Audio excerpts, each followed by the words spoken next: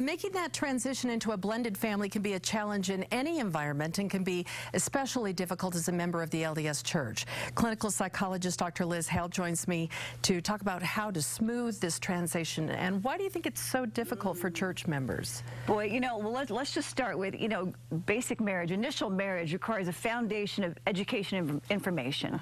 And then a blended family requires advanced education, almost an advanced degree, if you will. It's just that much more complicated. And it's probably different if you have had a spouse die as opposed to being divorced. It seems like the more people involved, of course, the greater the complications. Both have their challenges, but it's certainly the refiner's fire, Michelle. You know what I mean? It's an opportunity to really learn. And as President Kimball said, we didn't come here to learn how to love ourselves.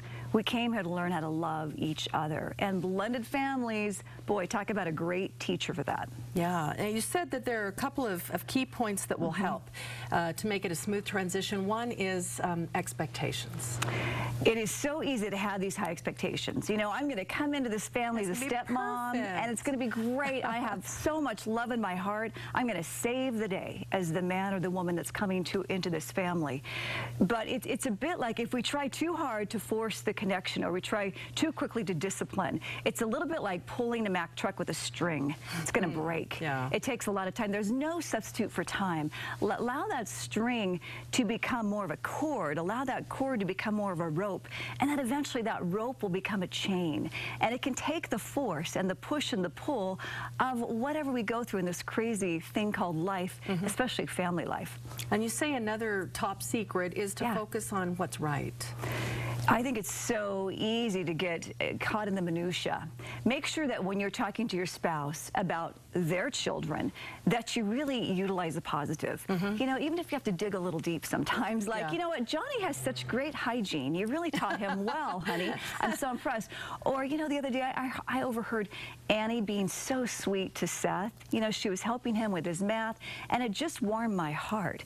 And also say positive things about your stepchildren's other parent. Make sure that you're saying, wow, you and your mom make a great team. I tell you, I've never seen anyone who can sew a dress like that. I'm so impressed with how you and your mom have done that. She is a great mother to you, isn't she?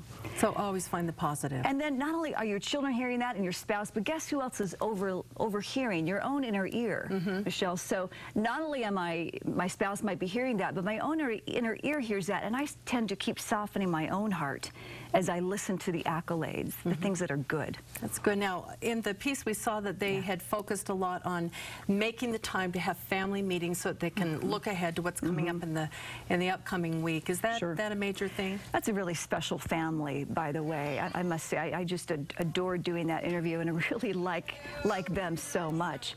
They do take that standard of being able to have candid and open conversations. I'd even suggest that a step-parent interview his or her stepchildren.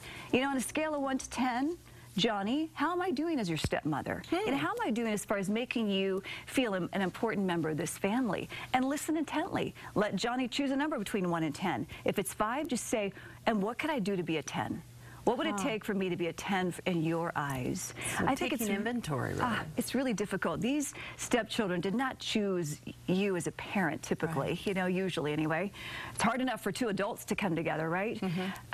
So please keep in mind that that stepchild is often going to feel not as important, not as loved, not as worthy of your attention as they deem your own children to be. So that's a given. Doesn't mean it's anyone's fault. So come from that premise when you interview that stepchild, like, how are you and I doing? And what can I do to be a 10 in your eyes? That's great. Thanks so much. Yeah, Appreciate having you here, Liz. And for more advice and also some additional resources, visit the Mormon Times website. We're at mormontimestv.ksl.com.